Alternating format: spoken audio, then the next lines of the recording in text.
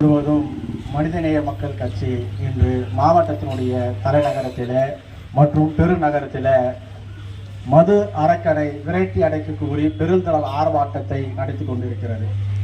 அதனுடைய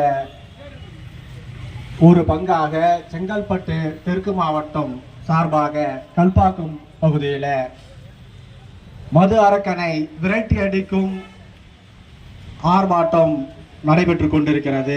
இந்த ஆர்ப்பாட்டத்திற்கு தலைமை பொறுப்பேற்று நடத்தி கொண்டிருக்கக்கூடிய மாவட்டத்தினுடைய தலைவர் முகமது ரஃபி அவர்களே மற்றும் வரவேற்புரை ஆற்றி அமர்ந்திருக்கக்கூடிய சில்வர் பாஷா அவர்களே மற்றும் தொகுப்புரை வழங்கக்கூடிய மாவட்டத்தினுடைய அமமுக செயலாளர் அண்ணன் சம்சுதீன் அவர்களே, இறுதியாக சிறப்புரை ஆற்றக்கூடிய சமூக நீதி மாணவத்தினுடைய மாநில துணை செயலாளர் ஆவடி அப்துல் அஜீஸ் அவர்களே, மாநில கட்டுப்பாட்டு குழு மார்க்சிஸ்ட் கம்யூனிஸ்ட் தோழர் அண்ணன் சங்கர் அவர்களே, இந்த நிகழ்வுக்கு வருகை தர இருக்கக்கூடிய விடுதலை சிறுத்தைகள் கட்சியின் மாவட்ட செயலாளர் கனல்விழி அவர்களே, புதுப்பட்டினம் முன்னாள் ஊராட்சி மன்ற தலைவர் காங்கிரஸ் பேரியக்கத்தின் முன்னோடி அருமை அண்ணன் CR பெருமாள் அவர்களே மற்றும் செய்யூர் சட்டமன்ற பொறுப்பாளர் தமிழக வார்மை கட்சி தோழர் சுரேஷ் அவர்களே, இறுதியாக நன்றி உரையாற்ற இருக்கக்கூடிய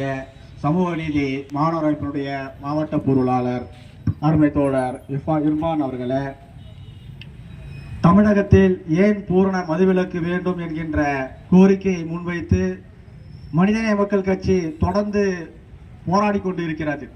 ஏதோ கள்ளக்குறிச்சி கண்ட சம்பவத்துக்காக மட்டுமே மனிதநேய மக்கள் கட்சி போராடுது என்று சொன்னால் அது மிகை அல்ல. இதே கல்பாக்கம் பகுதியிலே ஈசிஆர் சாலையில மதுக்கடைகள் 2 மதுக்கடைகள் ஈசிஆர் சாலையில அமைந்திருந்தது.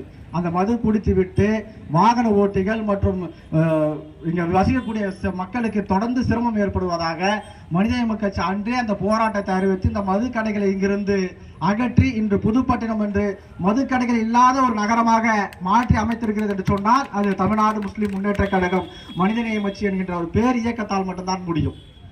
மது என்பது ஒரு மனிதனுடைய தன்மானத்தை, அவனுடைய சுய கௌரவத்தை மது இழக்க செய்கிறது.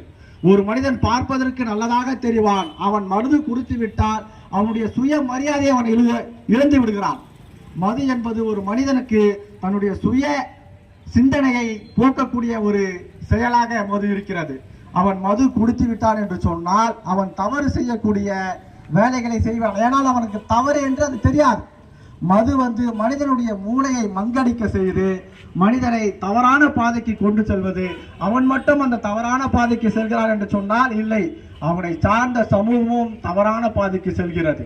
வெறும் ஏதோ கள்ளச்சாராயம் கள்ளக்குறிச்சியில் மட்டும் கிட்டத்தட்ட 60க்கும் மேற்பட்ட நபர்கள் உயிரிழந்திருக்கிறார்கள். இதில் குறிப்பாக வேதனைக்குரிய விஷயம் என்று சொன்னால் 4 பெண்கள் உயிரிழந்திருக்கிறார்கள்.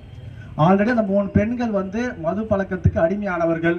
ஒரே ஒரு தாய்மார் மட்டும் என்ன பண்றாங்க, அவங்களுடைய வயிறு உபாதை காரணமாக வீட்டில இருந்து ஒரு குழந்தைகிட்ட நீங்க எனக்கு இந்த கிரேப் வாட்டர் வாங்கிட்டு வான்னு சொல்லியிருக்கிறாங்க.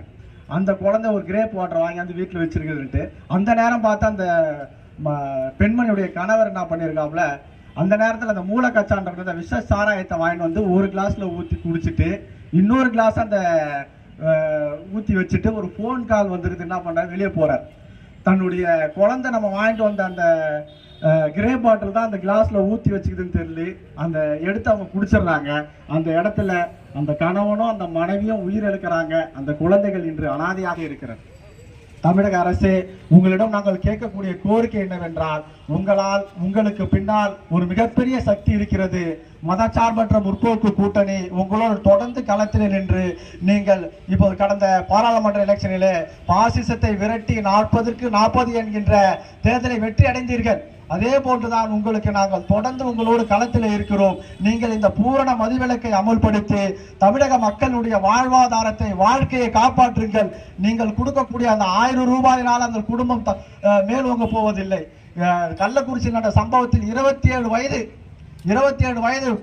ஒரு இளைஞன், யாரு பெயிண்ட் அடிக்கக்கூடிய ஒரு இளைஞன், அவன் என்ன பண்றான், அந்த கள்ளச்சாராயத்தை குடிச்சிட்டு உயிரிழந்தான். அந்த குடும்பத்துக்கு 10 லட்ச ரூபா கொடுக்குறீங்க.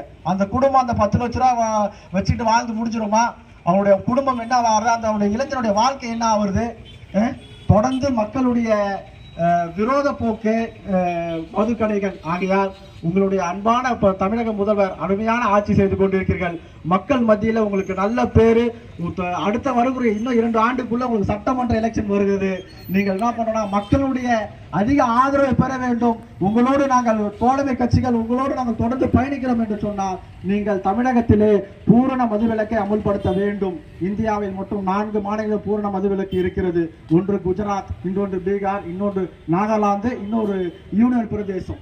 குஜராத்தில் ஏன் பூரண மதுவிலக்கு இருக்கிறது? மோடி வந்ததுனால கொண்டு வந்துட்டாருலாம் அப்படிலாம் கிடையாது. குஜராத் காந்தி பிறந்த மண் என்பதனால அங்க பூரண மதுவிலக்கு இருக்கிறது. நம்ம பெரியார் பிறந்த மண்ணில் ஏன் நம்ம அந்த பூரண மதுவிலக்கை கொண்டு வரக்கூடாது? நீங்கள் ஆலோசித்து கண்டிப்பாக இந்த பூரண மதுவிலக்கை அமல்படுத்த வேண்டும். தொடர்ந்து நீங்கள் ஆட்சியில் நீடிக்க வேண்டும் என்றால் மக்கள் நலனை கருதி நீங்கள் பூரண மதுவிலக்கை அமல்படுத்த வேண்டும் என கூறி வாய்ப்புக்கு நன்றி கூறி விடைபெறுகிறேன். நன்றி. அஸ்ஸலாமு அலைக்கும். அடுத்ததாக இந்த கிளையினுடைய